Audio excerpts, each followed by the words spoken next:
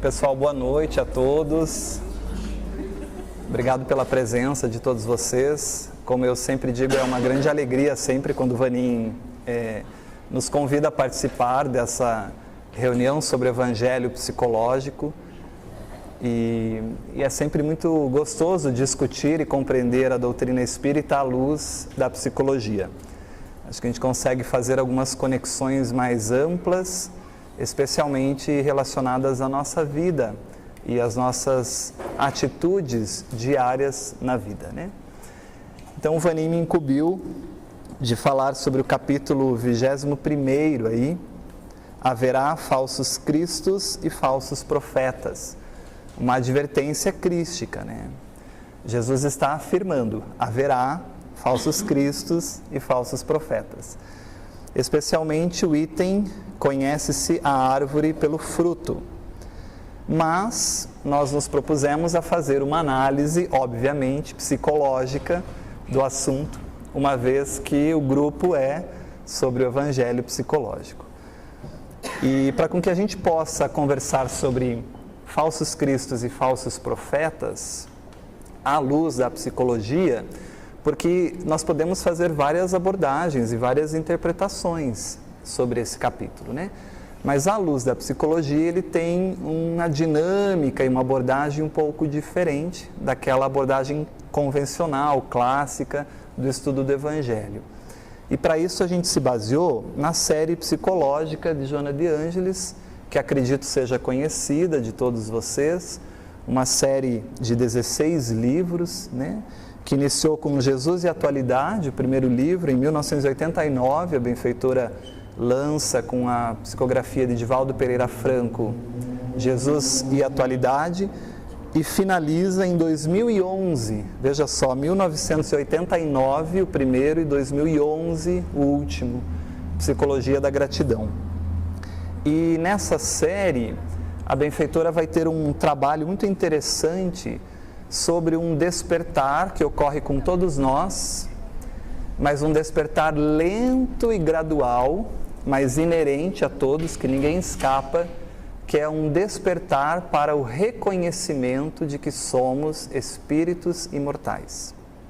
E isso é muito impactante na nossa vida e nas nossas atitudes, porque enquanto nós não temos... Então, nessa série, ela vai trabalhar esse despertar lento e gradual que ocorre conosco, que é um despertar da nossa consciência para quem nós realmente somos, né? E isso é importante para o que nós vamos discutir hoje, né? Então, na advertência de Jesus, lá no Evangelho de Mateus, como está no Evangelho segundo o Espiritismo, Jesus vai relatar assim: acautelai-vos dos falsos profetas que se vos apresentam disfarçados em ovelhas, mas por dentro são lobos roubadores. O que vocês entendem disso?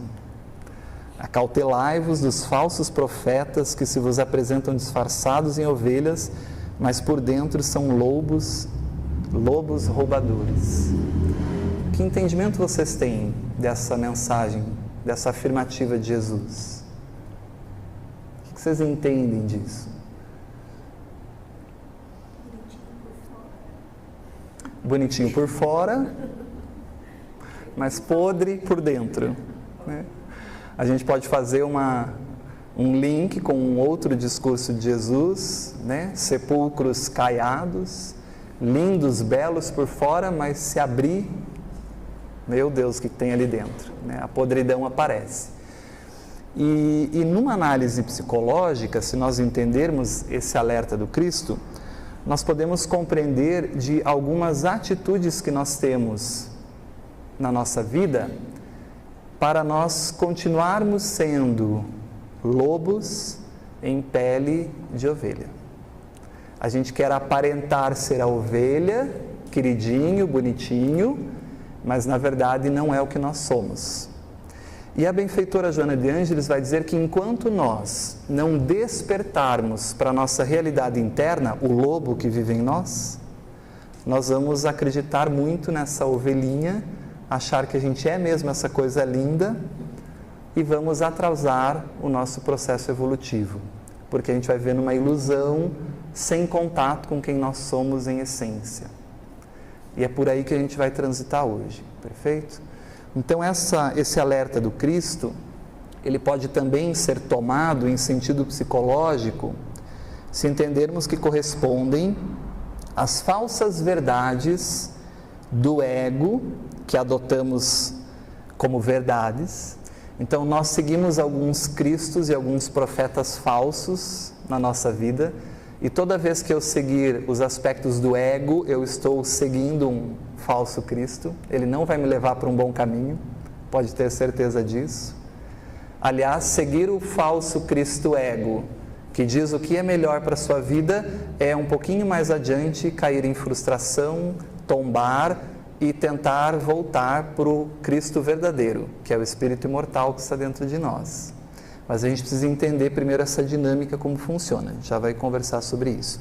Então nós vamos abordar esse capítulo à luz dos mecanismos egóicos de defesa, de fuga que o ego cria para esconder o lobo que existe em todos nós, mas que a gente não quer mostrar para a sociedade, ou que a gente não quer admitir que existe dentro de nós, perfeito?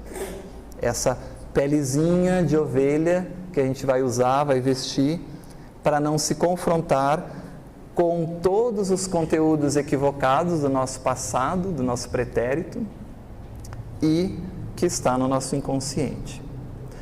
Então a gente poderia dizer, e isso é uma reflexão que há muito tempo se tem, desde a Grécia Antiga, quando por meio dos mitos se tentava explicar a vida e o que ocorria na vida, a gente pode dizer que toda vez que o espírito sai do mundo espiritual e retorna ao mundo físico, ou seja, que a gente reencarna, a gente vai ter um processo de entorpecimento pelo mundo.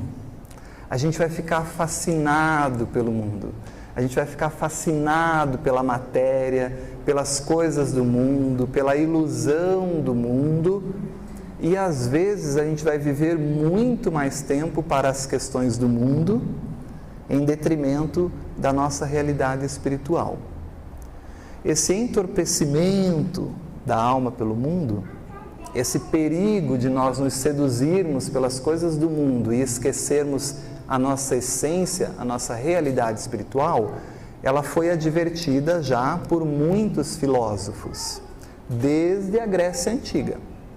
Desde os filósofos antes de Platão, antes mesmo de Sócrates, até os contemporâneos de Platão e Sócrates, até os que vieram depois, os pós-socráticos, por exemplo.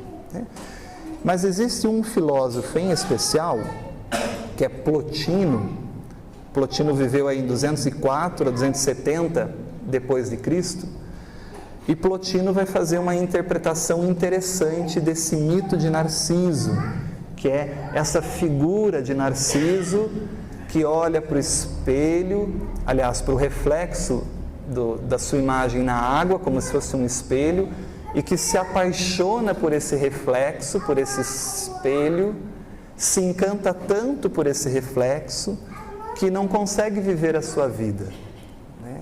E ele é tão apaixonado por essa imagem refletida, que ele mergulha em direção a essa imagem e morre afogado pelas águas, tragados pela própria imagem.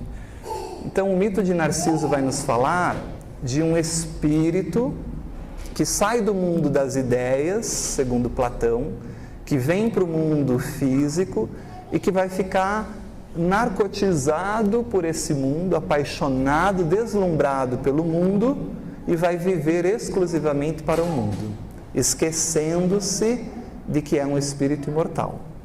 E talvez quando ele desencarnar, ele não vai ter muitos tesouros para levar consigo, porque os tesouros todos que ele buscou são tesouros do mundo, desse reflexo material, né? Então Plotino vai nos dizer que esse mito é uma parábola da descida da alma para o mundo material. Não sei se vocês conhecem, mas os filósofos gregos entendiam, em especial Platão, que havia um mundo das ideias, da qual todos nós somos originários, e que nós transitamos por um tempo no mundo físico, e que depois nós retornamos para esse mundo das ideias. É muito similar à visão espírita, só que nós vamos dar outro nome: o mundo espiritual e o mundo físico. E Plotino já advertia dos perigos que sair do mundo das ideias e vir para o mundo físico representa para a alma, que é o espírito encarnado, para o espiritismo, né? Ou seja, a alma fica deslumbrada, apaixonada pelo mundo físico, e ela perde a sua unidade interior espiritual, perde a sua essência, perde a conexão com o espírito imortal. Gente, poderia dar inúmeros exemplos disso. Uma pessoa que rouba dinheiro público, ela está totalmente desconectada da sua essência espiritual, da sua realidade imortal. Ela não tem nem sequer reflexão do que ocorre após a morte. Ela nem sequer acredita que haja alguma coisa após a morte. Para ela só existe aqui, agora. E como só existe aqui agora, ou seja, eu estou narcotizado por esse mundo que me fascina, quanto mais coisas eu puder angariar para o mundo físico, melhor, porque eu não sei o que existe depois. Ou aquelas pessoas que vão viver exclusivamente para ter, para possuir, para angariar, para conquistar. São pessoas que se apaixonam pelos títulos, pelo gosto da matéria, pelo fascínio que isso representa e os perigos que isso pode trazer para todos nós. Perfeito? E todos nós, quando viemos para o mundo físico, estamos sujeitos a esse entorpecimento. Somente quando nós nos tornarmos espíritos puros é que a gente já não tem mais que ter esse medo, porque aí a gente retorna para o mundo e não falha mais, a gente não fica mais entorpecido pelas coisas do mundo. Mas até a gente ser espírito puro, acho que falta um pouquinho. Então, até lá, todos nós corremos esse risco de dar mais importância realmente às questões exclusivamente do mundo, em detrimento de outras coisas que também são relevantes e importantes. Jesus também orientava isso. Jesus pega esse mesmo mito de Narciso e essa mesma visão de Plotino e iria dizer: de que vale o homem ganhar o mundo e sofrer perdas, em algumas traduções, ou perder-se a si mesmo, ou perder a sua alma, dependendo da tradução. É a mesma ideia. Conquistei tudo exterior, mas interiormente eu não tenho nada. Perfeito? Então essa advertência é importante, porque a matéria causa essa sedução, causa esse apaixonamento. As pessoas começam a ganhar dinheiro e querem cada vez mais, é um torpor, é um fascínio, isso é natural ainda no nosso nível evolutivo, e isso às vezes pode nos prejudicar, especialmente se a gente esquecer, segundo Plotino, a nossa origem espiritual. E Kardec vai dizer, se nós esquecermos o nosso planejamento reencarnatório. Para que eu vim? Para que eu estou no mundo? Para que eu reencarnei? Qual a finalidade dessa minha existência? Será que é para eu fazer conclaves e conseguir recursos? Será que é para isso? Essa é a proposta reflexiva que os filósofos já nos traziam. Perfeito? Tudo bem até aqui, essa primeira ideia? Vir para o mundo físico não é simples. É um processo que exige um certo cuidado. É por isso que no mundo espiritual nós nos preparamos para retornar. A gente é assessorado, a gente avalia as nossas ações equivocadas no passado, dependendo do nível evolutivo que nós temos e da consciência que nós temos acesso a mais existências ou menos. Mas o que é importante para a gente compreender as razões pelas quais nós iremos fazer o que vamos fazer na próxima existência, isso a gente tem acesso. Isso se chama planejamento reencarnatório. E quem assessora a cada um de nós do mundo espiritual é um grupo de espíritos responsáveis para isso, para planejar o que você vai fazer na próxima existência em função de tudo que você plantou. Quais as consequências que vão atuar sobre o teu espírito em função da sua semeadura, qual a colheita, e por que isso é importante e é o melhor para o seu crescimento espiritual. Isso é feito no mundo espiritual, perfeito? É lá que a gente estuda, é lá que a gente aprende, é lá que a gente se equipa, que a gente ganha força e que a gente aceita, concorda com as coisas. Aí a gente vem para o mundo físico, entorpecido pela matéria, esquece a nossa origem. Quando vem a situação que vai nos melhorar enquanto espírito, o que a gente faz? Briga com Deus. Mas por que comigo a doença? Mas por que comigo o problema financeiro? Mas por que essa dificuldade com a minha família? Esse é o perigo do entorpecimento. Eu esqueço que há um Deus justo, bondoso, que organiza esse processo, e Kardec é perfeito quando ele trabalha os atributos da divindade e vai nos ensinar: tudo o que acontece é justo e bondoso, porque passa pelo crivo divino. Nada que ocorre no universo ocorre sem que Deus valide. E sendo Deus o absoluto em amor e em justiça, tudo o que acontece é justo e é amoroso, tem uma finalidade maior. Mas se eu estou entorpecido pelo mundo, eu não vou entender isso. Se eu estou entorpecido pelo mundo, eu não consigo ter o aspecto transcendente. O que eu faço aqui? Qual a finalidade da vida? O que existe após a morte?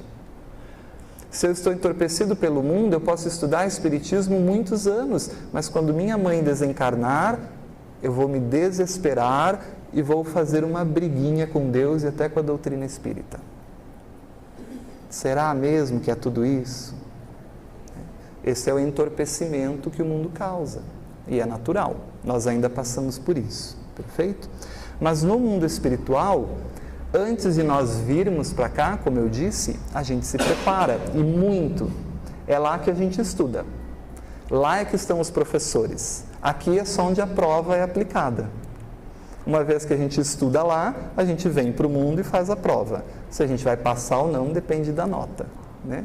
Vai depender do quanto a gente está nesse entorpecimento. Mas esse retorno é importante, porque nesse retorno a gente planeja então esses aspectos que vão conduzir a nossa existência na próxima existência. O que vai acontecer conosco de forma geral? Quais as tendências que eu vou trazer enquanto espírito para as minhas deficiências ético-morais? Dessas deficiências todas que eu tenho, quais vão se manifestar mais evidentemente para que eu possa trabalhá-las? Quais eu ainda não tenho estrutura psicológica nenhuma para nem sequer mexer, então vai ficar inconsciente, trancadinho ainda, porque não dá para vir à tona. Primeiro eu tenho que amadurecer em alguns aspectos para depois mexer naquilo. Quais as tendências, as doenças que o meu perispírito vai, por meio do espírito, moldar o corpo? Mas sem fatalidade nenhuma. Não há karma, e aí a diferença do processo espírita. Porque no karma há um determinismo. E na reencarnação, conduzida pela lei de causa e efeito, que é muito diferente do karma, não há determinismo. Há tendências planejadas para o progresso do espírito, que podem ser modificadas à revelia, em função das minhas atitudes. A doença que eu plasmei em potencial, em função do que eu fiz, e que é o melhor para eu aprender aquele aspecto ético-moral, se eu desenvolvi isso antes, não tem o menor sentido aquela doença se manifestar. Isso pode ser reorganizado. Perfeito? Mas, além de moldar todo esse aspecto, um corpo físico, com tendências ético-morais, se eu vou estar homem, mulher, se eu vou ser brasileiro, se eu vou ser americano, se eu vou ser isso, aquilo, essa necessidade corpórea que eu preciso, esse ambiente familiar, esse ambiente social, esse ambiente de trabalho, as tendências que eu vou trazer em função das minhas conquistas e do que eu preciso desenvolver na área profissional, eu também preciso, para vir para o corpo, para o mundo físico, eu preciso também de um corpo psicológico. E aí a gente está começando a entrar nos falsos cristos, vocês já vão entender. O que é esse corpo psicológico? Eu preciso ter uma identidade. Porque, quem é você? Wagner Bassege, que nasceu aonde? Dois vizinhos. Quando? 15/10/1980. Quem são meus pais? Quem é minha mãe e meu pai? Tenho irmãos, não tenho irmão? Quem é minha família? Onde eu estudei? É toda uma história psicológica dessa existência. Então, quando eu pergunto quem é você e você me diz toda a sua história, é um corpo psicológico que você precisa para transitar no mundo. Mas se você desencarnar agora e eu perguntar no mundo espiritual quem é você, você não é mais Wagner, eu não sou mais Wagner. Eu fui Wagner nessa existência, mas e na anterior eu fui quem? E na anterior eu fui quem? E 10 antes dessa eu fui quem? E 1000 antes dessas eu fui quem? Então nós somos várias pessoas, temporariamente, para transitar no mundo. Vocês conseguem entender essa ideia? Mas eu não sou cada uma dessas pessoas. Eu sou todas elas ao mesmo tempo, porque eu sou o espírito imortal, que guarda a bagagenzinha que o Wagner aprendeu, as deficiências que o Wagner não resolveu, e todas as conquistas desse espírito ao longo de todas as existências. Então isso na psicologia tem um nome, a psicologia chama de ego. Ego é uma identidade psicológica. Eu sei quem eu sou, eu tenho uma história psicológica, isso é o ego. E o ego serve para a visão espírita para aquela existência somente. Quando eu desencarnar, o meu ego desencarna comigo. Depende, né? Tem espírito que vai desencarnar e vai continuar vivendo o mesmo ego, porque ele está tão perturbado que ele acha que ele é aquilo ainda. Ele está tão entorpecido pelo mundo que ele continua ligado ao mundo. Ele continua ligado à casa, porque ele trabalhou tanto para construir a piscina na casa que agora como que ele desencarna e vai deixar tudo isso? Ele quer ficar ali. E aí ele acha que ele é aquilo. Então esse ego às vezes nos acompanha um pouquinho no mundo espiritual, né? Quando André Luiz desencarnou, ele demorou um tempinho para entender o processo. Ele se achava ainda André Luiz, se achava ainda que estava vivo, não entendia. E não entendia porque chamava ele de suicida, né? É um ego ainda que se mantém, mas gradativamente isso vai se diluindo e vai para a essência. Então o ego é uma construção necessária, temporária e adequada para cada encarnação. E esse ego é moldado de acordo com os aspectos evolutivos do espírito. É em função de tudo que eu fiz, fui, lei de causa e efeito, que eu moldo o meu ego.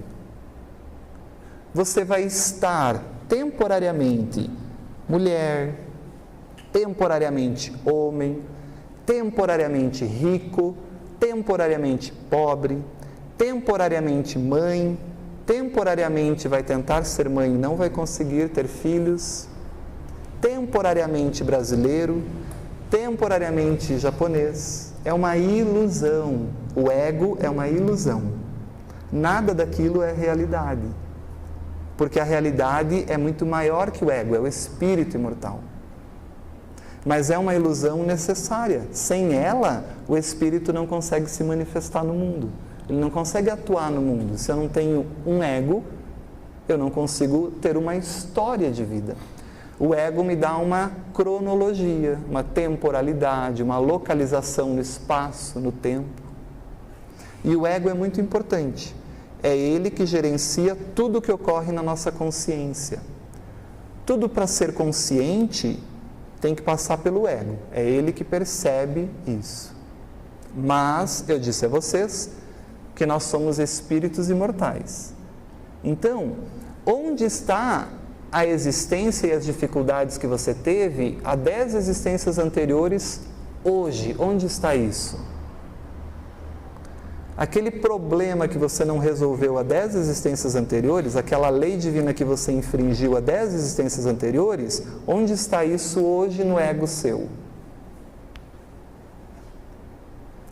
Às vezes a gente nem tem acesso, porque não está consciente, o ego não percebe. E que bom, graças a Deus, que é assim. Porque você já pensou se eu soubesse o que meu pai fez comigo? E justamente porque eu fiz alguma coisa com ele e ele comigo é que nós estamos pai e filho nessa para resolver as encrencas?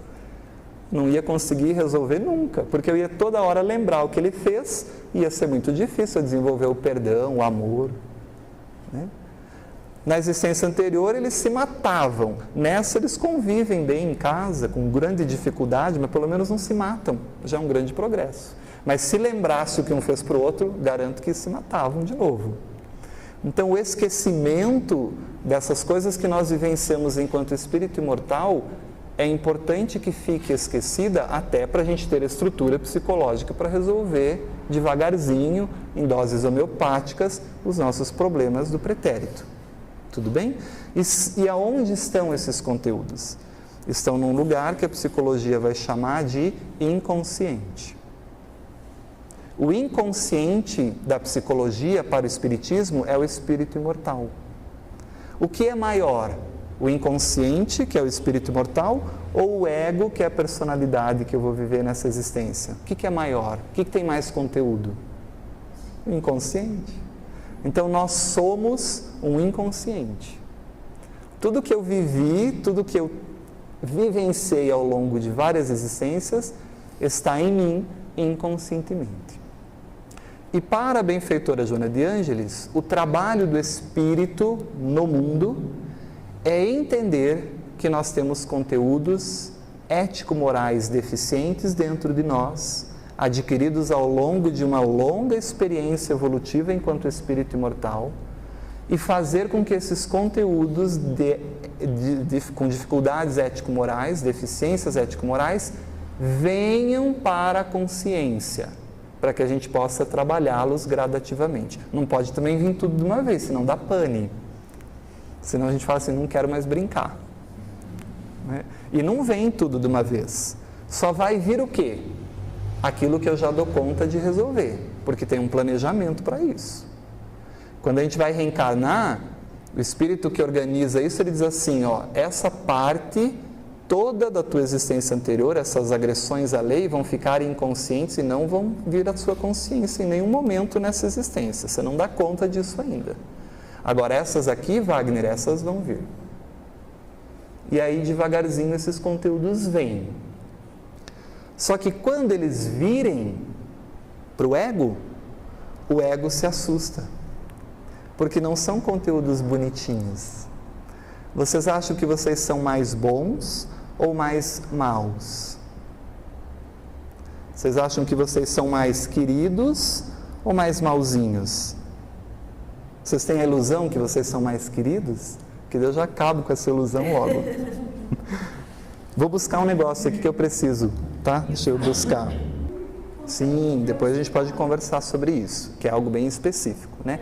Mas para começar a iniciar a sua reflexão, pense assim, esse serzinho, ele traz todas essas tendências.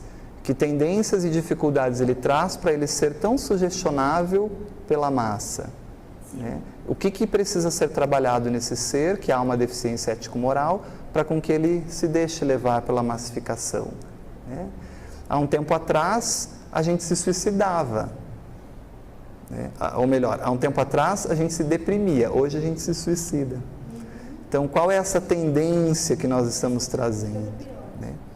Mas vocês acham que vocês são mais bonzinhos ou mais mauzinhos? Vocês não responderam isso para mim. Não, mas vocês estão falando só porque eu falei, né? Mas vocês têm consciência disso? Mas isso é uma fala do Cristo. Né? Vós que sois maus. Jesus acentua isso. Mas isso foi 2000 anos atrás. Jesus diz na lata que nós somos. É um malzinho dentro da gente. A gente não é tão benevolente como Então nós moramos aqui, né?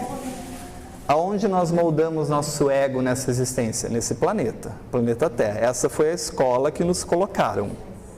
planeta Terra é um mundo de provas e expiações. Todo mundo entende isso, né? Da doutrina espírita. Muito bem, então vamos entender o que é um mundo de provas e expiações. Ou seja, vamos entender por que a gente veio para esse mundo, tá?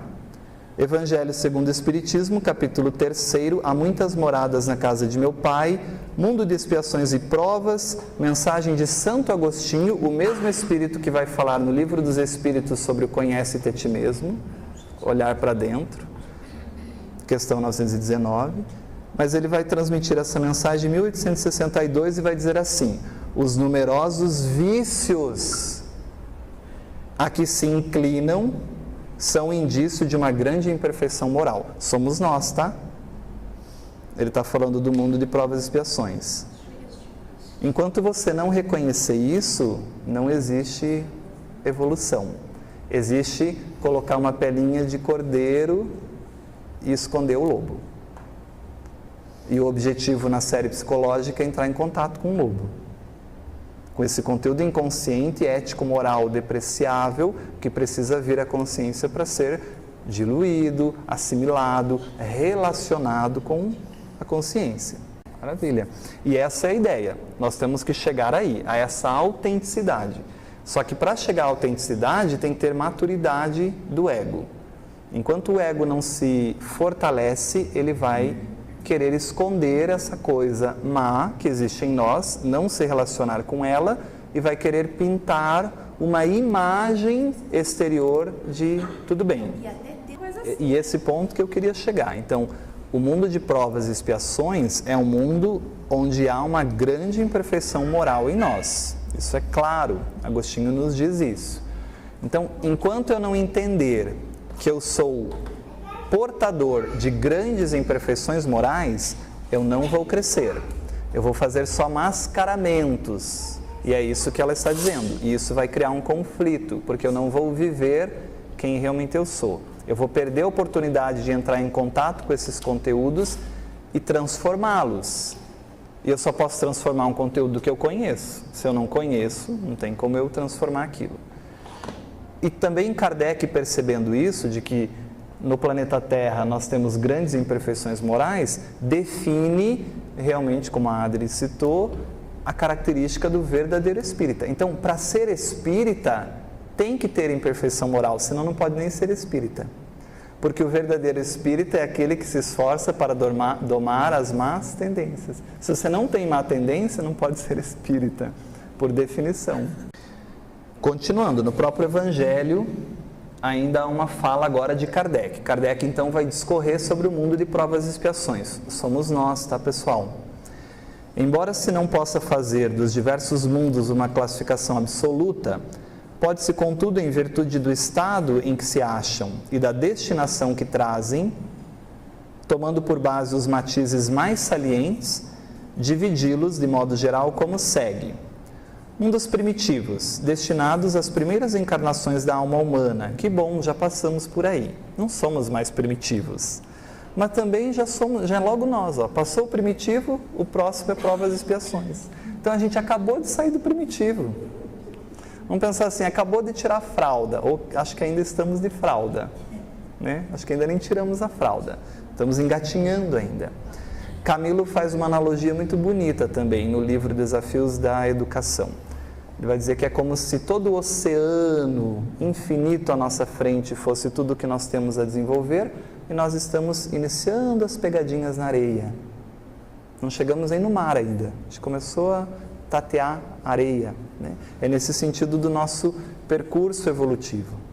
Mundos de provas e expiações, onde domina o mal. Pronto, é aí que eu queria chegar. O mal domina em nós. Nós não somos bons. Por mais que a gente ache que é, nós ainda somos maus. E a gente vai mostrar como o mal se manifesta em nós. E o mal se manifesta de inúmeras maneiras em nós. A principal maneira no nosso mundo ainda é o egoísmo e a maledicência. A gente não tem coragem de ser autêntico e destrói o outro pelas costas. E a gente vai buscar entender isso em alguns aspectos. Então aqui eu queria trazer só essa abordagem. Bom, se esse mal domina em nós, esse mal está no inconsciente. Porque muitas pessoas não identificam esse mal. A família, às vezes, já identificou a deficiência moral daquele membro familiar, mas ele ainda não identificou. A família inteira diz que ele é agressivo, que ele responde de uma forma mal educada, que ele é violento. Mas esse ego ainda não conseguiu olhar para esse inconsciente e perceber que ali tem essa agressividade. Então ele justifica, ele vai dizer assim, não sou agressivo, é que ninguém me entende, eu tenho que me impor, eu tenho que dar a última palavra, eu tenho que ter personalidade, e vai justificando. Então, enquanto o ego não olhar para esse conteúdo que está inconsciente, ele não consegue ser elaborado. Jung vai dar um nome a esse conteúdo, vai chamar de sombra. Todo esse conteúdo inconsciente que nós trazemos de diferentes existências e que domina em nós, ainda como más tendências, Jung chama de sombra. É o lado desconhecido do ego, é o lado escuro. Por que o lado escuro? Porque a gente poderia pensar que o ego é um holofote de luz, e tudo que o ego ilumina torna consciente, a gente consegue perceber. Então, a minha vaidade, a minha maledicência está escondida na minha sombra, e o ego não vê, não ilumina. Então eu acho que eu não sou vaidoso e nem que eu sou maledicente. Aliás, eu não sou maledicente, eu só estou comentando. Mas quando essa luz conseguir iluminar a maledicência no meu inconsciente, eu torno ela consciente. E aí é o primeiro passo para eu melhorar naquela deficiência, porque eu estou reconhecendo ela. É como se essa sala toda fosse escura e a gente tivesse aqui um pontinho de luz. Então o ar-condicionado é a maledicência, mas eu só estou iluminando a cadeira e o projetor. Então eu não sei que existe o ar-condicionado em mim, apesar dele existir.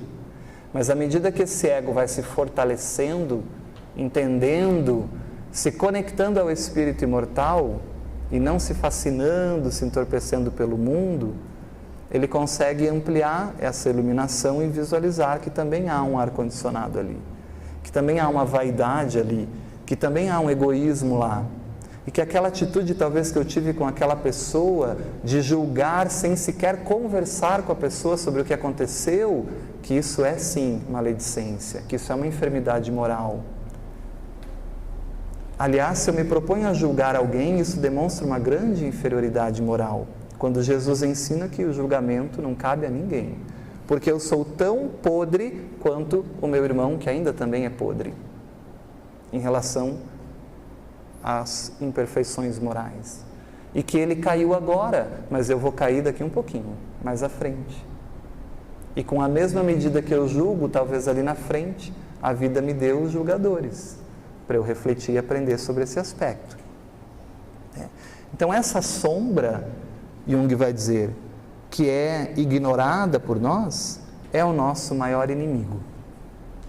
E Jesus dizia assim: reconcilia-te com o seu inimigo depressa, enquanto estás a caminho.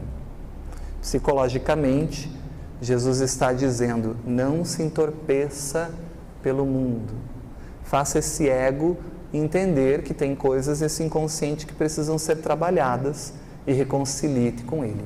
Porque aonde está o nosso inimigo? Quando o ego é frágil, quando o ego é uma luzinha pequena, o nosso inimigo está fora de nós. O inimigo é sempre o outro. O problema nunca sou eu. O problema é o meu marido, é a minha esposa, é o filho do outro, porque o meu filho não é. Imagina que ele fez isso na escola, tenho certeza que não. Vou até na escola e brigo, porque eu tenho certeza que ele não fez. Aliás, ele só fez porque ele estava na companhia de fulano, porque é o fulano que influencia o meu filho. Ou seja, eu vivo numa ilusão de que eu sou bom, perfeito, meu filho é perfeito, todo mundo é feliz, e não reconheço que talvez meu filho realmente tenha essa podridão moral que faz ele ter aquele comportamento. E que eu também, de tão orgulhoso, não admito que meu filho possa ter essa deficiência. Então Jung vai dizer que enquanto eu não olhar para esses conteúdos, não há progresso, porque eu vou criar mascaramentos. Eu vou ficar na visão ilusória de um Cristo falso, que é o ego, e vou me perder no entorpecimento pelo mundo. quando eu deveria seguir o verdadeiro Cristo, que é o Self, o Espírito imortal. Tudo bem até aí ou está muito confuso? Vai piorar. A sombra, diz Jung, não, se eu soubesse que eu ia vir terça-feira à noite para ser massacrado, né, para perceber que eu tenho um monte de coisas em mim, nem teria vindo, né? Muita gente não vem mesmo, é um mecanismo psicológico de defesa. Jung vai chamar de sincronicidade isso, né? Nunca dá certo eu ir no estudo, nunca dá certo eu ir lá, sempre acontece alguma coisa, é uma sincronicidade para esse ego não olhar mesmo para essa sombra, é um mecanismo que atrasa, né? A sombra, vai dizer Jung, constitui um problema de ordem moral. Por que Jung fala isso? Porque toda vez que o ego olha para o conteúdo da sombra, ele se sente atormentado moralmente. O ego sempre sofre quando identifica um conteúdo interno desse inconsciente.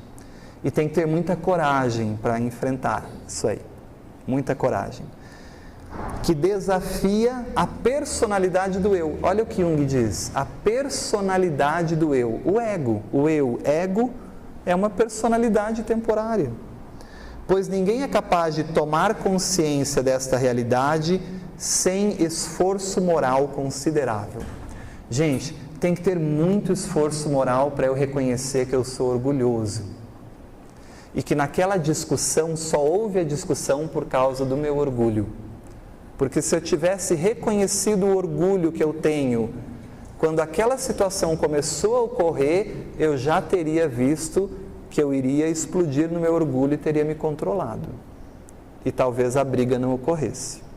Porque o conteúdo inconsciente da sombra, a gente pode fazer uma ideia, assim, didaticamente, de que são pitbulls que nós temos dentro de nós, nessa casa psicológica. São cachorros, e aí a pessoa pode dizer assim, olha, eu tenho vários pitbulls, mas eu não sei quando eles saem. Às vezes eles saem e eles agridem quem está na frente. Porque quando tocar nesse ponto do meu pitbull, chamado orgulho, eu vou voar.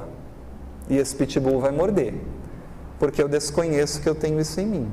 Agora, se eu tomo contato com esse orgulho e sei o que acontece no mundo que estimula isso, que já me faz acelerar, é mais fácil de eu colocar esse pitbull na coleira e manter ele sob controle. Por isso Jung vai dizer que só há progresso quando eu contacto com esse conteúdo, porque aí eu vou me relacionar com ele. Eu consigo agora me relacionar com ele. Mas para o ego, entender esses conteúdos é sempre uma grande dificuldade. Basta ver o Evangelho, o exemplo que a gente sempre dá. O Evangelho é sobre o orgulho. Então a gente abre o Evangelho sobre orgulho, daí a gente vai ler o Evangelho sobre orgulho. O mundo é orgulhoso, a sociedade é orgulhosa, realmente todo mundo é orgulhoso, por isso que o mundo está como está, e acabou o Evangelho. E ficou para fora. O problema são os outros. Agora, para o conhecimento de si mesmo, para fortalecer esse ego, o Evangelho deveria ser um pouquinho diferente. Bom, então Kardec discorre sobre o orgulho. Aonde eu reconheço o orgulho em mim? Em que situações, família, vocês percebem que eu ajo de maneira orgulhosa? Podem me dizer, isso é importante porque eu não vejo. Meu filho, isso que aconteceu na escola com você, que o menininho te chamou de viado e você foi lá e deu um soco na cara dele, será que não é orgulho? E eu disse para você que se você apanhar na escola, vir em casa, se apanha de novo, será que não é orgulho? E aí a gente começa a entender os problemas que estão em nós. É muito diferente o Evangelho assim, muito.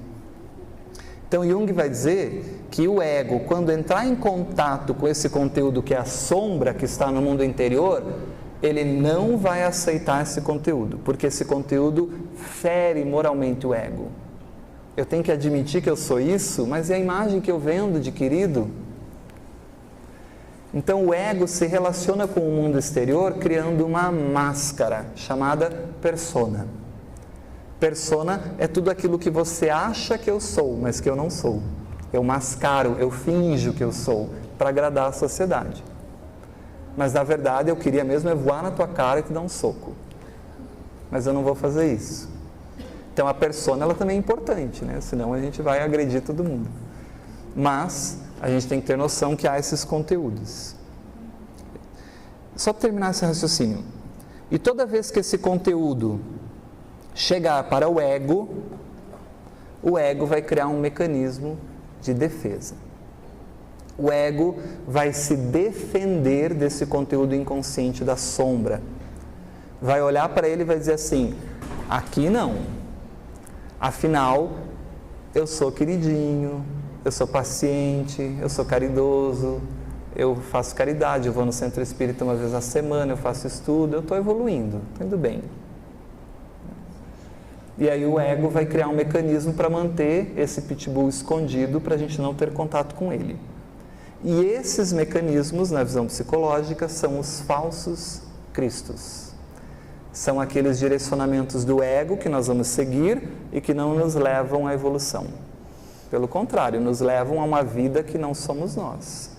E o espírito, no seu planejamento reencarnatório, que não é para fazer isso, vai nos cobrar esse desvio do caminho. A gente vai ver como isso vai acontecer. Mas você não pode ser amado sendo autêntico? Você não pode ser amado sendo autêntico? É muito mais bonito. Você dizer para o seu marido assim, eu tenho essa agressividade e esse orgulho em mim, eu reconheço, me ajuda a vencer isso, vamos caminhar juntos. Toda vez que eu explodir contigo, tolera um pouquinho mais, ao mesmo tempo em que eu estou reconhecendo isso em mim e tentando controlar. É muito mais bonito e autêntico ser verdadeiro do que eu perceber tudo que está em mim e mascarar, criando uma figura que eu não sou. Isso acontece muito nos relacionamentos, que a Adri vai comentar semana que vem. Importantíssimo, você tem que assistir isso aí. Porque eu vou criar uma ilusão de que você é a pessoa que você mostra para mim, mas eu não estou conhecendo você, eu estou conhecendo a persona, quem você está me mostrando. Tanto que a gente brinca que nos relacionamentos, a persona é um teatro, por isso o nome persona, é uma personagem. E essa máscara cai, e em caindo, vai sofrendo o amor, a afetividade, a convivência. Então Jung vai dizer assim, é muito mais interessante do ponto de vista de autoconhecimento que o casal entenda as suas dificuldades e queiram juntos superá-las, do que criar uma máscara de que eu sou assim, né? Por exemplo, para ser mais prático, quantas pessoas têm desejos sexuais que querem fazer, porque há essa questão sexual mal resolvida em nós, e aí não tem coragem de conversar com isso com os parceiros, e vão buscar isso fora? Será que não seria mais interessante do ponto de vista de autoconhecimento, eu reconhecer isso tudo que está em mim, conversar com a pessoa que eu amo, e a gente crescer junto e trabalhando isso junto? Ou eu posso viver uma vida não vivida e buscar isso na prostituição, num relacionamento afetivo fora do casamento? Você entende? Se eu entendo que tem isso em mim, e toda vez que já estou casado, mas sempre a vida aproxima de mim pessoas que tentam me atrair sexualmente. Se eu não entendo que eu tenho essa tendência e que a vida está me oferecendo isso para eu resolver esse conflito, eu cedo. Agora, se eu tenho noção desse conteúdo, qual é a atitude do ego quando a gente vai conscientizando isso? Olha, eu tenho muito esse desejo. Aliás, se fosse pela minha vontade, eu estaria com você. Separaria e iria ter uma aventura amorosa. Ou nem separaria, ia ter uma aventura amorosa e depois voltaria. Mas quem tem o conhecimento desse conteúdo vai dizer assim, nesse controle do pitbull, me desculpa, a minha vontade mas há uma razão maior, há uma função maior, e você chegou tarde, porque eu já tenho assumido a responsabilidade com essa pessoa. É completamente diferente. Você já pensou em educar o filho assim? Meu filho, se você se comprometer com alguém, seja autêntico com essa pessoa. Você não deve buscar outras pessoas, porque você tem Porque tem aquela coisa assim, do casal que não pode olhar para o lado. Isso é a maior loucura, entendeu? Maior loucura. Porque aí eu vou ter que colocar a persona de que agora eu não tenho mais desejo sexual por ninguém porque eu casei. Piração total, né? Não há nenhum mal, porque eu te amo, estou comprometido com você, quero estar com você. Conscientemente eu quero estar junto. Isso é que é importante a gente entender, né? Mas do que o ego se defende então? Então aqui estão os falsos cristos, né? Esses caminhos que a gente segue achando que é o melhor, mas que depois a vida nos cobra. O ego se defende da sombra. Os mecanismos de defesa do ego são de defesa da sombra, porque a sombra é vista pelo ego como uma ameaça. Primeiro, tira o ego do poder, do controle psíquico. Não, eu não sou vaidoso. Só que agora eu estou olhando que talvez tenha um pouquinho de vaidade em mim. Né? Deixa quieto, né? E isso é vergonhoso para o ego. É vergonhoso para o ego. Toda vez que acontecer esse momento de ir o conteúdo no inconsciente para a consciência, o ego cria um mecanismo de se defender desse conteúdo. Esses são os falsos cristos, que a benfeitora Joana de Ângeles vai dizer no livro Ser Consciente. Habituado ao não enfrentamento com o espírito imortal, os conteúdos inconscientes de todas as experiências que nós tivemos, que estão ali, o ego camufla a sua resistência à aceitação da realidade profunda, da realidade inconsciente do espírito, desses conteúdos ético-morais deficientes que nós temos, mas que a gente vai achar que não tem. Elaborando mecanismos escapistas de forma a preservar o seu domínio na pessoa. Ou seja, sou eu que mando, é o ego que manda. E aí a gente vai ver esses mecanismos. O primeiro deles, e o mais comum, vamos acelerar um pouquinho aqui. Então olha só, se o ego fosse esse holofote de luz aí, como a gente brinca, né, vai ter um conteúdo inconsciente desagradável. Vamos pensar assim, uma deficiência ético-moral que nós temos em nós. Quando esse conteúdo chega para o ego na consciência, a gente não tem ainda condições de lidar com essa carga afetiva e emocional, e Jung diz que é um problema moral lidar com a sombra, mexe conosco, dá muito trabalho, vou ter que reconhecer que eu sou isso, fere o meu senso de ética e de orgulho pessoal. Afinal, onde vai a imagem que eu criei até agora, que todo mundo acha que eu sou puro, casto, santo? Se descobrirem que eu tenho relação com crianças, que eu sou pedófilo. Porque eu escondi essa tendência sexual no comportamento religioso. Vocês entendem como não adianta negar? Não adianta negar. Tem uma tendência homossexual. A sociedade não aceita, eu crio uma persona e nego e vivo uma vida que não é minha. Caso, tenho filhos e vou para relacionamentos extraconjugais homoafetivos. Quem eu estou traindo? A esposa? Não seria muito mais autêntico para o autoconhecimento entender o que eu sinto? Me relacionar com alguém que eu gosto, honestamente, sinceramente, e crescermos juntos? Qual o problema? Jung vai dizer assim, uma vez que a gente identifica esse conteúdo e esses conflitos, o caminho é pessoal, não tem receita, porque cada um tem um caminho para esse crescimento, né? Então, não sei, pode ser que ele querer isso é o melhor e você também, pode ser que não, pode ser que mais à frente vocês vejam que não é esse o caminho, não dá para saber, é muito pessoal. Por isso que nesse processo de autoconhecimento a gente tem que ficar fazendo as reflexões. O que eu quero? Estou feliz? Está bom para mim? Estou sendo eu, autêntico? Me sinto realizado? Me sinto pleno na vida? Porque toda vez que eu não estou seguindo o self, eu vou sentir.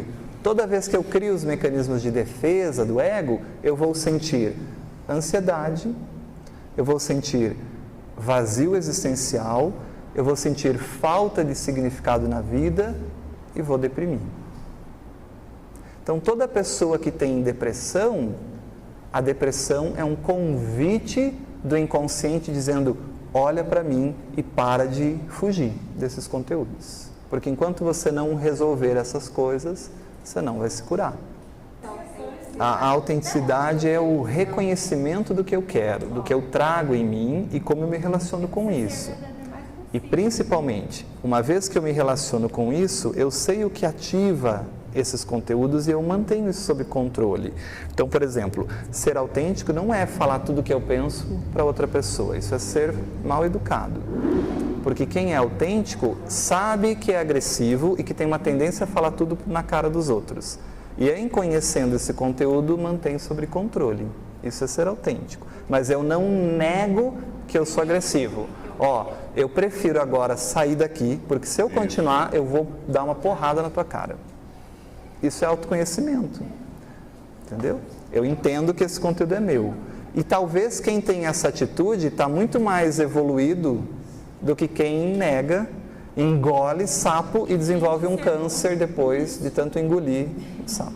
Mas será que não é o teu ego falando? Será que é o ego na consciência dizendo, não sinto mais, mas entretanto esse inconsciente ainda tem algumas coisas que vão me sintomar? Eu acho que eu falando, eu me torno mais consciente ainda. Se você ficar falando para os outros, sem dúvida, mas tem que falar para si mesmo. Posso vivenciar tudo isso de novo na minha mente? Posso ir para a experiência? Me dá taquicardia, me dá agonia, me dá desespero, eu vivo a cena de novo? Então, isso não está nada resolvido em mim. E isso se ainda não está tiver em mim. nada, se eu não sentir nada, está resolvido. Se você não sente nada, se você pode amá-lo, como diz Jesus, doar um pouco mais, perdão é perdonar, é doar além. Se alguém caminhar tantos passos, caminha mais. Se alguém bate na face esquerda, também dá direita. É dar algo mais. Então, se você pode, além de não querer tocar no assunto, envolver a pessoa e ajudá-la, aí sim o processo está resolvido. Mas enquanto não há esse acolhimento, inclusive, do outro, ainda há uma sensação de separação ali. Mas é um assunto de perdão, a gente tem que discutir isso lá. Então, o que o ego faz? O ego faz o que na psicologia se chama recalque. Recalque é um mecanismo de defesa. Eu não quero acessar esse conteúdo, então eu recalco. Ou seja, o ego joga de novo para o inconsciente, tranca lá. Só que o problema é que a partir de Freud, porque antes de Freud a gente pensava assim, esquece, tira da consciência, que isso some. Vem a tendência homossexual, não, isso é proibido, esquece, pronto, passou. Vai para a igreja, vai ser padre, vai ser, sei lá, toma um chá, sei lá. Ou como as pessoas dizem, sublima, vai para a luz. Acho tão bonito isso, sublima, vira luz. Tem umas coisas meio doidas assim. Mas, enfim, a gente achava que sumia. Só que Freud, com a descoberta, entre aspas, do inconsciente, vai dizer, tudo que você recalca não deixa de existir. Pelo contrário, existe com mais força ainda. Porque além da força que já existia do conteúdo, tem a força do ego reprimindo. E isso explode, gente.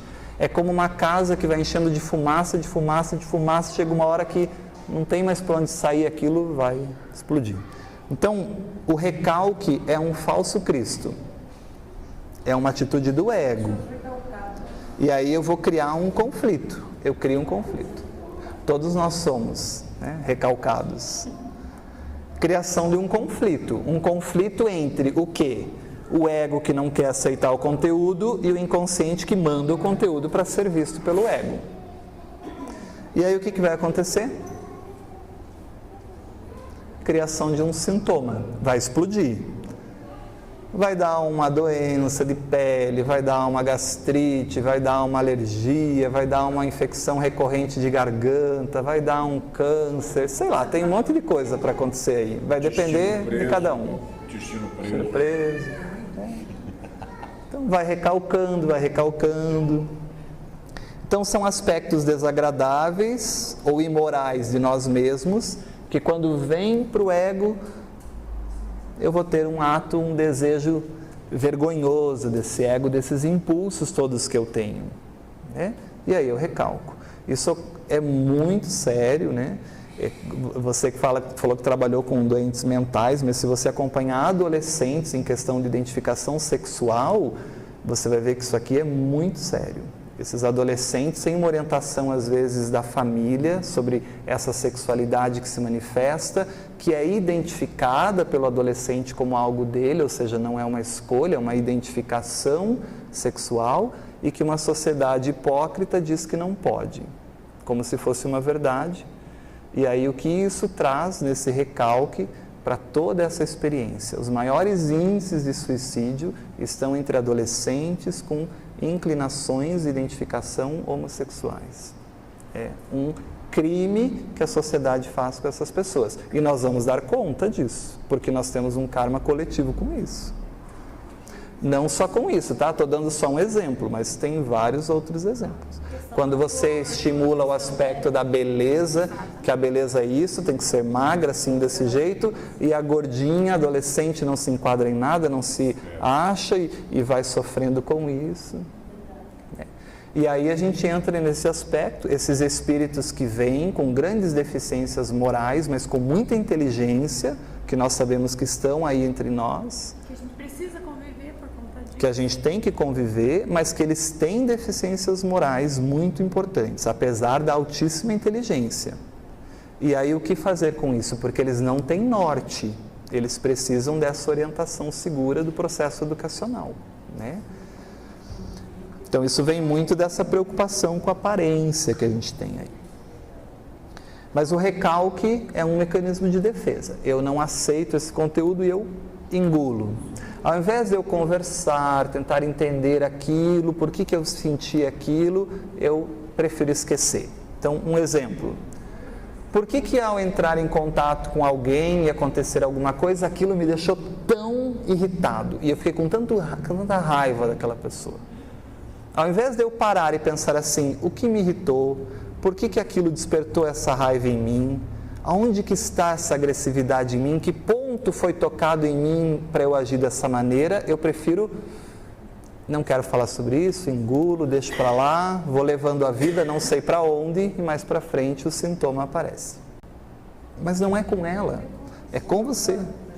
A menos que o diálogo com ela é o que aconteceu na vida que te causou aquela irritação. O diálogo com ela é o tempo inteiro. Agora, você vai ter que conversar com você. Por que eu me senti daquele jeito quando aconteceu aquilo? É um diálogo interno. Mas também está o nosso Deus, tá? Está o lixo e está o Deus. Porque o espírito imortal está ali também. Onde está a parte que... A sombra está o lixinho. Isso. E esse conteúdo vem aos poucos, tá? Nessa existência, não ache que você vai desbravar todo esse inconsciente.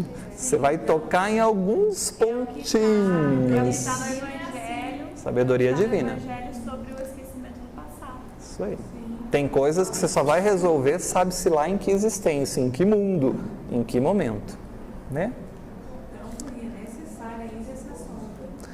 Agora, toda vez que eu me encontro com esse espírito imortal, que é esse inconsciente, também tem coisas boas ali. Por exemplo, todas as possibilidades de ser feliz, ser pleno, de ser um espírito como Cristo, está em você.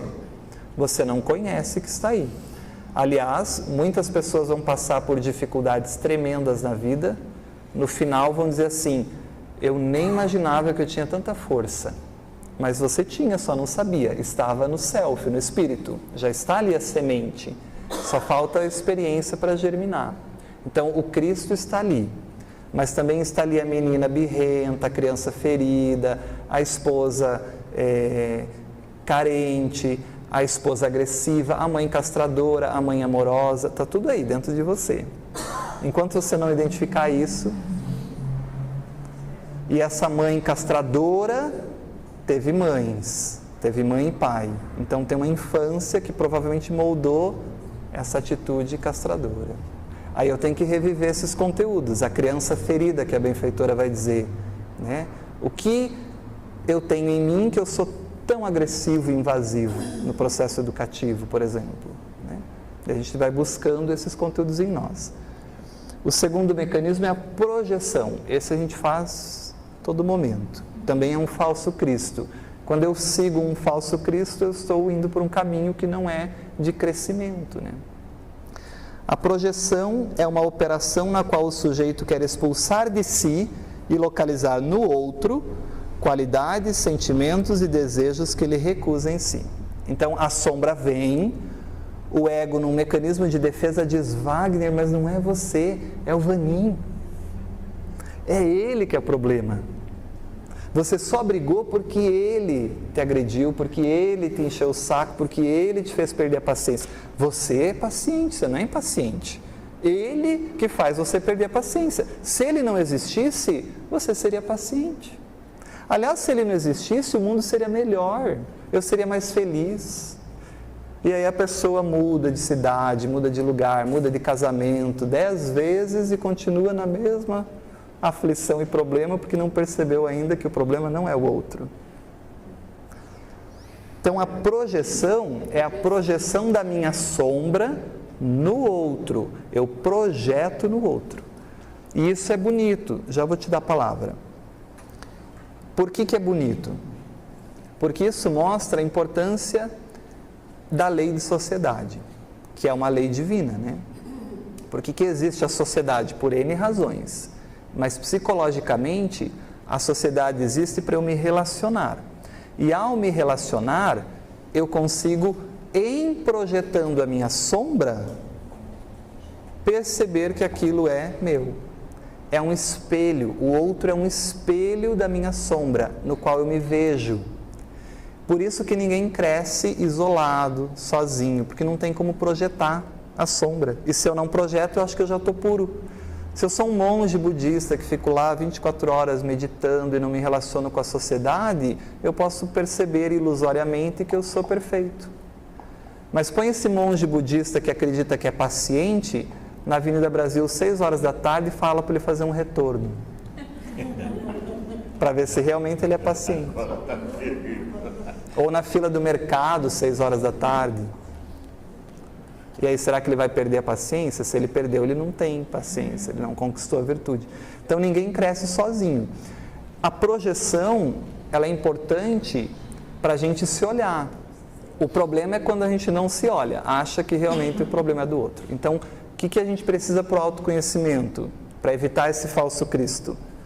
Toda vez que algo em alguém me irrita muito, isso não é da pessoa, isso é meu. Então, contempla, olha para você. O que me irrita tanto nela que é meu? O que eu estou projetando ali? E isso serve muito nos relacionamentos. Por que essa atitude me irrita tanto no meu casamento? Porque eu estou me vendo ali inconscientemente. E aí, gente, a gente alivia a carga sobre o outro. Fica mais leve viver com as pessoas. Porque a gente começa a perceber que aquilo que nos incomoda e nos irrita, contempla, porque é teu. Reflete, avalia aquilo. E aí você vai identificar que aquilo é seu. E aí para de incomodar quando você tem contato com esse conteúdo. No mundo de provas e expiações, a gente é desonesto com o próprio espírito imortal, porque a gente vive as questões do ego. A gente é desonesto quando a gente ensina e educa os nossos filhos para ter uma profissão que dê dinheiro e não que ele faça o que ele ame. A gente está sendo contrário ao que o espírito busca. A gente é desonesto quando a gente poda a oportunidade de alguém com uma palavra que corta aquilo que machuca. A gente é desonesto conosco mesmo, porque a gente não vivencia o self, a gente vivencia o ego e as questões egóicas. Então, esse político que te incomoda tanto, e a mim também, é o político interno. É a desonestidade minha, e que é só eu refletir para eu encontrar, e eu localizo. Agora, para localizar essa desonestidade, tem que ter humildade moral aí do ego, né? Porque senão o ego não vai aceitar. Ele recalca, ele projeta no outro. Toda vez que alguém defende com muita veemência uma coisa, ela está querendo esconder aquilo que ela tem dentro dela. Então, assim, discursos muito enfáticos contra negros, preconceito, é porque eu tenho alguma coisa que mexe comigo ali. Na questão da moralidade, não tem essas pessoas assim, pela moral e pelos bons costumes. Isso é projeção. Aquilo que eu não quero combater em mim, eu jogo e combato na sociedade. Então, a benfeitora vai dizer assim: todo julgamento é uma projeção. Todo julgamento é uma projeção. Por isso Jesus dizia: não julgueis. Né? Toda vez que alguém combate com exagerada veemência, olha só, pessoal, toda vez que alguém combate com exagerada veemência determinados traços do caráter de alguém, projeta-se nele, transferindo do eu, que o ego não deseja reconhecer como deficiente, a qualidade negativa que lhe é peculiar. Então, a benfeitora é clara, gente, é clara. Toda vez, não é quase sempre, né? É toda vez. Na projeção, o transtorno psicológico torna a sua vítima o espelho. Então, aquela pessoa que eu tenho tanta raiva que eu quero matar porque eu identifico a deficiência em mim e não tenho coragem de lidar com aquilo. Então, é mais fácil eu matar fora.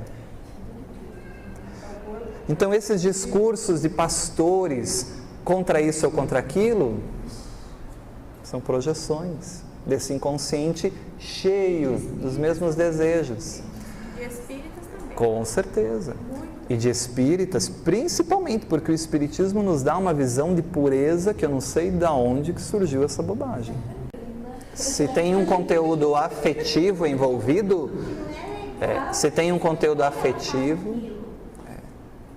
mas qual o direito que você tem de dizer que ela não deve fazer aquilo? Tá, eu vou falar algo que eu não quero que você leve para o lado pessoal e nem que você ache que eu sou agressivo. Mas toda vez que você sentir pena de alguém porque ela não está no caminho certo, você tem que olhar para o orgulho e para a vaidade dentro de ti. Você tem tanto orgulho e tanta vaidade que você acha que o seu caminho, ou o que você acha que é o caminho, é o melhor.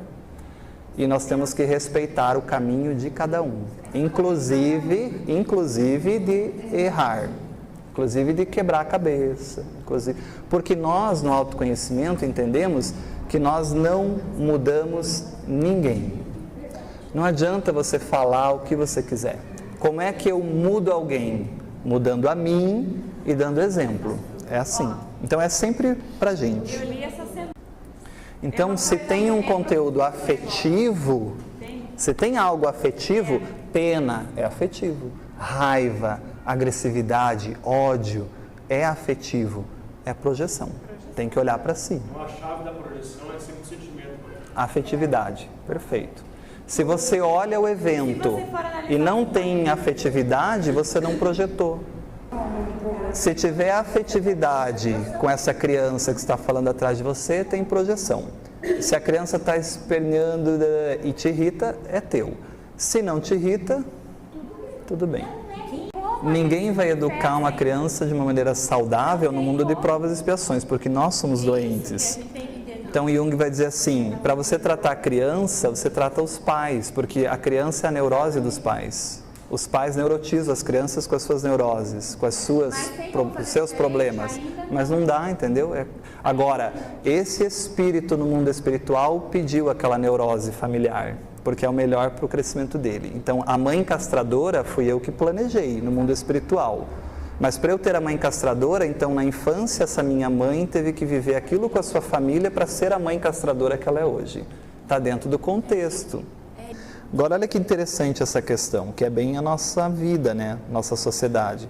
Porque a fofoca, a maledicência, a curiosidade sobre a vida dos outros, os assuntos fúteis sem conteúdo voltados para os interesses materialistas e os assuntos sensacionalistas fazem tanto sucesso no mundo de provas e expiações. É o que existe na televisão, né? Eu trouxe aqui algumas revistas, ó. Aí, é isso aí. Por que isso aí faz tanto sucesso? A benfeitora Joana de Ângeles vai responder. Por que os jornais mostram somente os aspectos destrutivos e ruins? Fatores externos, ó. Só externos. O problema é sempre lá, né? Então a benfeitora responde em Desafios e Soluções. Preste muita atenção nisso, isso é nosso, ó. Sucede que muitos dos acidentes morais que chegam ao conhecimento público e fazem a felicidade dos tabloides escandalosos e da mídia em geral, que com eles se preocupam, Assim interessam as criaturas, porque são projeções inconscientes do que está gravado no íntimo dos seres, permanecendo ocultos. De certo modo, o ser humano sente prazer, vou ler de novo, o ser humano sente prazer quando detecta a desgraça alheia. Não, Wagner, eu não sou assim. Mecanismo de defesa. É que você não viu ainda que você tem prazer na desgraça alheia. Quando você vê isso, você vai sofrer. O ego vai sofrer um baque moral. E é o primeiro passo para a cura. Enquanto você acha que não tem, você ainda continua doente. Vendo-se refletido no outro, que parecia nobre e bom. Ele era tão nobre, tão bom, e eu não sou nobre e bom como ele, então quando ele cai, ele é igual a mim. Que maravilha! Parecia nobre e bom, no entanto, portador das mesmas misérias que ele. Vocês conseguem perceber aí o conteúdo? Então, gente, é nosso. 16 livros para a gente olhar para esses conteúdos. 16. E a humanidade dorme. Tem gente que ainda diz isso aí nem é espiritismo. Então vai demorar mesmo para sair dessa coisa. Quinta-feira teremos um capítulo aqui, Maurici Machado com a indiferença moral. Quinta-feira, tá? Também continuando isso aqui. Olha lá o falso Cristo, que eu estou seguindo, que eu acho que é o melhor. Como consequência, comprasse, fica feliz, em divulgar o fato. Quantas pessoas ficam falando aí dos problemas e da corrupção e de todo mais? Nossa, todo dia um monte. Né? Por que as pessoas precisam dessa necessidade de ficar comentando e falando? Hipocritamente algumas vezes, dando a impressão de lamentá-lo, quando está aplaudindo e ampliando a área da informação malsã. Às vezes aumenta até um pouquinho o problema. Ou simplesmente quando se ergue para agredir em nome da moralidade ou da defesa dos ideais de enobrecimento. A gente tem muito político aí que faz isso. Né? Não só político. Espíritas, religiosos, né? Assim agindo, irado, porque outro realizou o que ele gostaria de fazer e não pôde, não teve coragem, ou as circunstâncias não lhe facultaram. Então a benfeitora está dizendo, olha para você, tem conteúdo afetivo envolvido, é seu. E quais são as expressões dessa projeção? Né? Maledicência, é a projeção. A fofoca, o falar mal, a crítica destrutiva, é projeção. Porque eu não tenho coragem de destruir em mim, então eu destruo no outro que eu vejo, então eu vou destruir ele, que ele é o problema. A interpretação maldosa, eu achei, pensei que foi assim, mas eu nem conversei com a pessoa para ver se foi assim mesmo. O que você quis dizer? Foi realmente o que eu entendi? Foi isso? E a pessoa vai dizer, meu Deus, nada a ver. E às vezes eu crio um absurdo na minha cabeça achando que é aquilo. Em relacionamentos conjugais isso é muito comum. O não dito, que é dito na cabeça das pessoas, comentário malicioso, julgamento falso, a suspeita depreciativa. Vaninho, não quero te dizer nada, mas já tive algumas experiências com a Adri, cuidado. Wagner, é crítica construtiva. É crítica construtiva, isso. Esse é o mecanismo de racionalização do ego. Não falar nada, só para fazer um comentário. Por favor, não me entenda mal, não me entenda mal. Aí eu vou te dizer o que está no Evangelho segundo o Espiritismo. A questão que diz assim, há mal em eu estudar o hábito e o mal alheio? Há mal nisso? E a resposta dos Espíritos são, nenhum mal se for para você, naquela análise, aprender a como não agir ou agir. Agora, a partir do momento que você levou isso para outra pessoa, há mal. Porque já há uma análise e um julgamento disso. Em particular, sem alarde, ninguém precisa ficar sabendo, é entre vocês dois. E vai direto ao ponto. Vanim, eu percebi que aquele dia você disse isso e eu fiquei com isso remoendo, achei que foi agressivo para mim. Você realmente quis dizer isso? E aí vocês conversam com naturalidade, com tranquilidade, de quem quer crescer, de quem quer aprender, mas identificando esses mecanismos, né? Agora, só dá para ter esse diálogo com quem está se propondo ao autoconhecimento, senão é mais uma briga, porque a pessoa vai achar que não, nossa, isso é coisa da sua cabeça, você que pensa assim, e aí racionaliza. Nada mais gratificante para uma leidicente do que mostrar que fulano não é tão bom como se pensa. Então ele vai espalhando, porque aquele mal que ele vê no outro é dele, e como ele não tem coragem de vencer isso nele, ele vai espalhando que o outro é o problema. É até um mecanismo que a gente se sente mais. Como se liberta da projeção?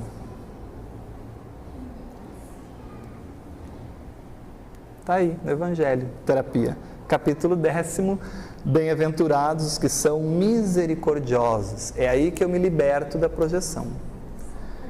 Como é que vedes um argueiro no olho do vosso irmão, diz o livro dos Espíritos, o Evangelho, quando não vedes uma trave no vosso olho? Ou como é que dizeis ao vosso irmão, deixai-me tirar um argueiro do teu olho, vós que tendes no vosso uma trave? Hipócritas, tirai primeiro a trave do vosso olho, e depois então vede como podereis tirar o argueiro do olho do vosso irmão. Então o problema é teu, não é dele. Veja que em Jesus já estava todo esse processo. Olha ali o item, perdoai para que Deus os perdoe. Reconciliação com os adversários. Que adversários ele está falando? Adversários íntimos, que eu projeto nos outros. Reconcilia-te com o teu adversário, com os inimigos. Olha lá Fontaine, enquanto vedes os menores defeitos do próximo, do irmão, nem mesmo suspeitas de que tendes as mesmas falhas, talvez maiores que as deles. O que impede por vezes que vos corrijais de um defeito, de um vício, é certamente, olha ali o inconsciente, que não vos apercebeis que o tendes. O ego não percebe que é meu. É outra leitura do Evangelho. E aí a gente chega agora no que o Vanim propôs. A árvore é conhecida pelos seus frutos. A boca fala do que está cheio o coração. Se o meu Cristo é falso, a minha boca vai falar e seguir esse falso Cristo. Mas se o meu Cristo é a verdade do self, desse espírito imortal, e eu estou no processo de autoconhecimento, eu vou procurar controlar isso. Aliás, já é uma grande caridade eu não falar, né? Qual é o nosso passo aqui? Identificar que a gente projeta. Se a gente conseguir fazer isso, já estamos acordados. Porque muitos de nós ainda nem identificamos que projetamos. Se eu identifico que aquilo que está me trazendo tanta angústia no outro é uma projeção, eu já alivio o peso sobre o outro. E procuro agora resolver isso comigo. Mas o que traz? Aí é outro encontro, é cultivo das emoções. Aí é outra proposta. Agora que eu identifiquei, tá, e o que eu faço com esse conteúdo? É outra proposta. Daí é o livro do Marlon Reikdal, Cultivo das Emoções. Agora eu vou lidar com isso. E eu queria só finalizar aqui, eu trouxe mais um mecanismo, na verdade o recalque, a projeção, e eu trouxe um último, que é a racionalização, porque a racionalização a gente faz muito também, que é uma justificativa para não aceitar que aquele conteúdo é meu. Então, a racionalização é o processo de achar motivos lógicos e racionais aceitáveis para pensamentos e ações que são inaceitáveis, né? Então eu vou dizer assim, não, eu não estou projetando, não é uma projeção, é que aquela pessoa, se você conhecesse, realmente ela tem atitudes que ela irrita todo mundo. Isso é racionalização. Estou tentando criar uma justificativa para aquilo, né? Uma forma de explicar aquele fato do inconsciente. É o processo através do qual uma pessoa apresenta uma explicação que é logicamente consistente ou eticamente aceitável para uma atitude, ação, ideia ou sentimento que causa angústia. E aí aqui, gente, eu justifico guerras, tá? A racionalização justifica essa podridão do inconsciente, essa guerra interna que eu não resolvo desses conteúdos, eu justifico e resolvo matando o outro mesmo. Porque eu projeto os conteúdos no outro povo, na outra religião, na outra cultura e mato todo mundo. Mas a ideia era a gente pensar que há esses mecanismos, que são esses falsos cristos que nós temos, e que enquanto a gente não despertar para essa realidade de que nós não somos um ego, nós estamos um ego, e que nós não podemos ser subordinados a esse ego, e sim a realidade do espírito imortal, a gente vai criando esses mecanismos de defesa para não se confrontar com esses conteúdos. Seria isso, na visão psicológica, que é seguir um falso Cristo, né? Que não nos leva a esse conhecimento de si mesmo, a esse progresso, a essa iluminação ou a essa salvação que Jesus dizia, no sentido de compreender-se, entender-se, crescer-se, né?